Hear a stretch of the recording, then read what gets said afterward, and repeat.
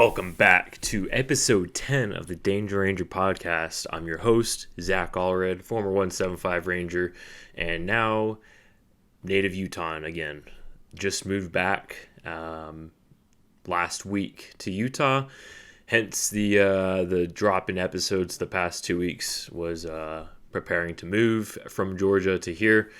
And like I mentioned the other ones, this is now going to be the new location for the podcast for the time being. We're inside and, same flag in the background, same host, same equipment for now. Had a little bit trouble with this mic, just getting it to clamp onto the table. The clamp kind of sucks. So might look into getting a better mic and or just one that sits in front of me, because this arm is cool if you're sitting away from the mic and you can move it around to you. But for the majority of my podcast, I'm sitting here at this table, or I'm using the shotgun mic that I've got with my other tripod setup. So, man, I don't even know what we're going to talk about today. I've been talking to a few of my Ranger buddies. Some of them have a little bit more of a social presence. Some of them don't. And a couple of them have expressed interest in coming on the podcast. I have one who is a sniper for a while in the sniper section, and then he came over to my company. We deployed together in 2018 to Syria, and I ran into him before I left, and I was like, "Hey, man, you want to come on the podcast sometime and give perspective on the sniper section as best you can?" And he expressed interest in it, so I'm gonna hit him up here and see if he wants to come on or when he'd be able to come on. It'll just be another Zoom podcast. Won't be in person, as he's out in, I want to say, Tennessee. Zoom, as much as I hate it, it's pretty convenient for doing these kinds of things where you don't have to spend hundreds of dollars flying someone out to do a podcast in person. Although I would like to get to the point where I can do that, bring in some cool people from out of state and do it in person. Another one that I am working on trying to get on, and he already said that he would be down to do it, is Blue Jean Operator. If you haven't checked him out, he's done some stuff with Grand Thumb and Administrative Results. He was one of the first people to pick up one of my Rockwell Designs chest rigs back in the day, and he did a pretty good review on the system. And then I was also a part of that video, and I've been in a few of his videos in the past year and a half or so. So he was also Ranger. He was in C Company. I was in ACO. He's got some cool war stories that he might be willing to share with everyone here. So that's kind of just a little bit of a life update. Plan is to establish myself here and then work on getting out of my own place, as I'm going to be spending the holidays in my old room in my parents' basement. So slightly humbling, but I am grateful for them for letting me stay. I don't want it to be permanent, though, because after living on your own for pretty much 6 years, well, on your own is relative term when you're in the Army, but not with parental units, if you will. It's kind of nice having your own space, and then losing that is it's a bit frustrating and humbling. So just been keeping myself busy with the gym and some other endeavors that I'm working on. We'll be vague. Rockwell Designs, I will make an announcement on that page. If you follow me from there, sorry to say that it's going to be shelved for just a little bit.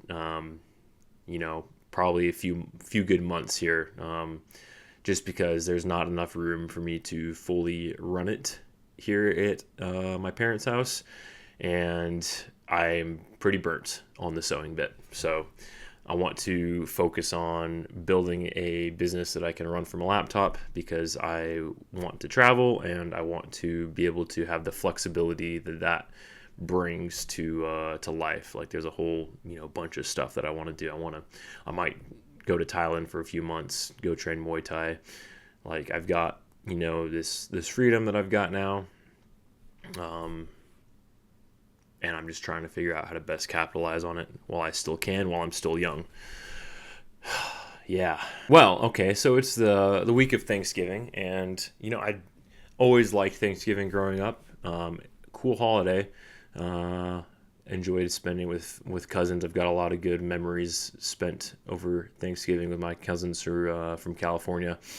And, and then the last couple of years moving out of the barracks and doing our own Thanksgiving in the house that we used to rent. For a bunch of Rangers, like, we did pretty good on the food. Like, we could cook up some mean food. And I know that you guys might be laughing and saying Ranger can't cook, but one of my buddies had a Traeger who was, still has it, but master on the Traeger. I'm, halfway decent with a crock pot and a frying pan. I can bake a little bit too, but we'd whip up some mean Thanksgiving dinners, and those usually turned into a pretty solid party. One of the reasons I started liking Thanksgiving, for those that, everyone knows what Thanksgiving is. People, want to complain about it and say that, oh, it's, celebrating genocide or celebrating the invasion of, Europeans into Native American lands, whatever. Okay, whatever. I just found out recently, I want to say it was like 2 years ago, that I'm related to one of the people that came over on the Mayflower, actually, specifically Miles Standish. And for those that don't know, I'm going to be probably butchering the history here, but he was one of the leaders, one of the military men that came over on the Mayflower. I want to say that he was unwed on the initial voyage, but then I think he found a wife and then had kids. But finding that out was pretty cool to me. Now it's like, okay, Thanksgiving's like part of my legit direct lineage, aside from being an American, obviously. Now it's like, okay, I had family members that came over on the Mayflower. That's pretty cool. I have a couple books, one of them specifically about Miles Standish, and one of them that's more general. It's called Mayflower. I have it sitting over in one of my bookshelves. I don't know who it's by, but I'm probably going to dig into that here in the next couple days to, immerse myself in the holiday, if you will.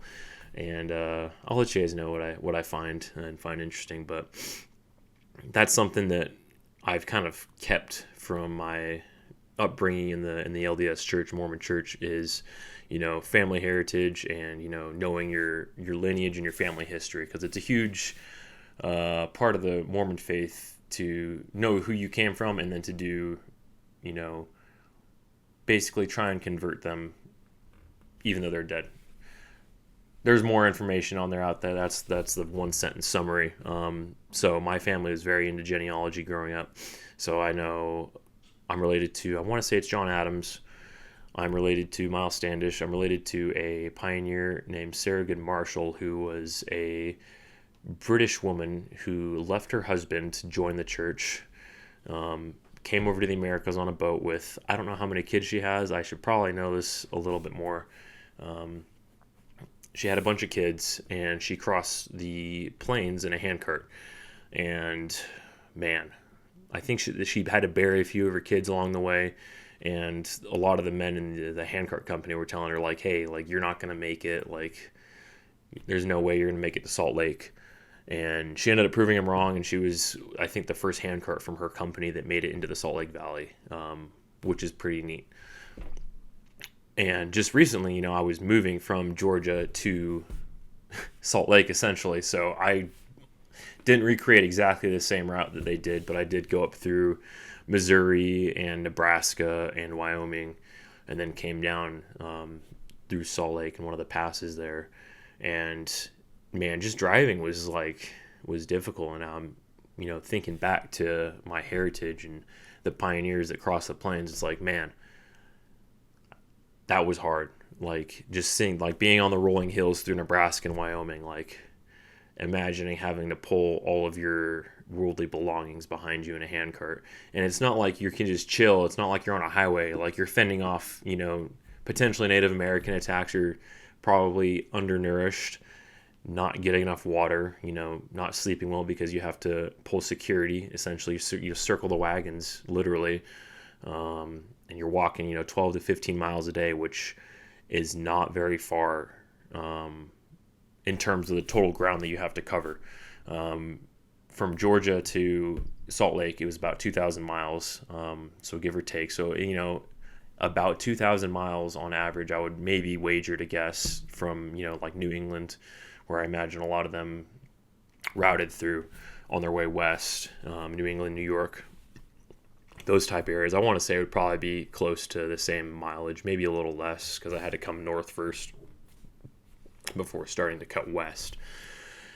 And I don't know the math on that, but that's a lot of days of walking in the cold, in the elements. Like, you're just out there. You're out there huffing it. And maybe this holiday and the trip that I just did, brought that to the forefront of my mind. So figured it'd be something kind of cool to talk about. Another one of my ancestors, which I plan on doing, probably a dedicated video on, because he's the one that I know the most about, is Lord Horatio Nelson. He was a British admiral. A lot of you might have heard of his name. He's a pretty famous British admiral who defeated the French and Spanish armadas at the Battle of Trafalgar in 1805. And he was a sailing man and a fantastic seaman. And I'm currently working through his a book of his collected letters, and I've read one of his biographies, not autobiography really. He didn't really ever write one because he died in battle, so he never got the chance to retire and write. But people have been able to piece together a significant amount of his life through his letters and through other naval historical documents, which is cool. So I've been diving into the history on this fifth great grandfather or sixth great grandfather of mine, and he was a hard motherfucker too. He lost his arm in a attempted naval landing. They were trying, I can't remember what battle it was, but they were trying to do basically a waterborne assault on a fortified position on the shoreline, and it went sour, and he ended up getting, I want to say it was part of a cannon blast. I should know this off the top of my head because, I care and I like learning about this stuff, but he lost his right arm after he got shot. He got injured in the arm, and they got him on a dinghy, and they got him back to to his boat, and the surgeon was like, hey, you're going to lose your arm. And they took his arm, and then in another battle, and I don't remember which battle this was, he lost his left eye, I want to say it was. And there's a famous saying or quote out there that's like, oh, turn a blind eye. And people say that it initially came from Lord Nelson. There was a battle that he was involved in, and this is, I think, turned out to be myth, but it's still a fun story anyways, where they used to use flags to signal back in the day, and he was looking through his spyglass to see what the leading boat in this flotilla, and was signaling at the start of this battle. Again, I don't remember which battle it was. Doesn't matter. And he didn't like what he saw, so he put the spyglass over to his other eye and was like, we're gonna do what we're gonna, what I think we're gonna do, what I think we should do, and we're just gonna send it. So that's kind of where the term turning a blind eye initially came from. Again, I think it turned out to be myth, but still kind of a funny anecdotal story nonetheless. If you haven't checked them out yet, I did a podcast with Train Like a Ranger. Those guys, I want to say it was about 2 weeks ago. That's up on their YouTube channel. We, talk specifically about more, RAS specific train up stuff. And then I was on a British podcast called the Unknown Soldier Podcast. The episode hasn't been released yet, to my knowledge. I think it's coming out at the end of this month. But I was their second American guest, and in that podcast, I talk more generally about Ranger Regiment and kind of our role. We dive into the history on Ranger Regiment and how, honestly, pretty interlocked and interlinked the early history of the Rangers were with Great Britain and their SAS units, their commando units, which is where we took direct inspiration from, as well as from our American frontier history. So check that one out. They have a pretty neat podcast. There are some really interesting stories from British servicemen and women from more recent times in the GWAT. So go check it out. I'll try and do a post when it becomes available on my channel, like one of the community posts or whatever. All right, one more thing before we go here. So I'm thinking of starting a series, like a mini series on small unit tactics, and just trying to relay the knowledge that I picked up in Ranger Regiment in a kind of more formal instructional style. I'm thinking whiteboard classes are a little bit outdated, and we have technology available to us now that's pretty neat. So I'm thinking of doing like a Loom or like a Zoom style recording, screen recording of me walking through different battle drills and TTPs and whatnot. So let me know if you'd be interested in that. I'm thinking, keeping it pretty baseline, not getting too crazy. So, going through, textbook react to contact, squad attack, squad ambush, squad recon, formations, order of movement. Land nav I want to definitely do a land nav one. Unfortunately, I wasn't able to get up to Dahlonega to do it, in person and show you, but I think that I can do just as good of a job on a computer. Land nav, I definitely want to do a video on pace plan and like signaling measures, because I feel like that's a blind spot in a lot of people's knowledge base, is the options available to you for signaling during an engagement.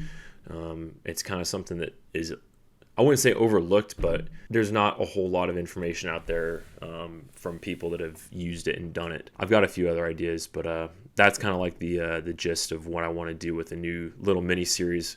Will take some time because I want to do it right, and I want to have good products built out for that. So don't expect it anytime soon. I am going to try and probably get the first couple done in December.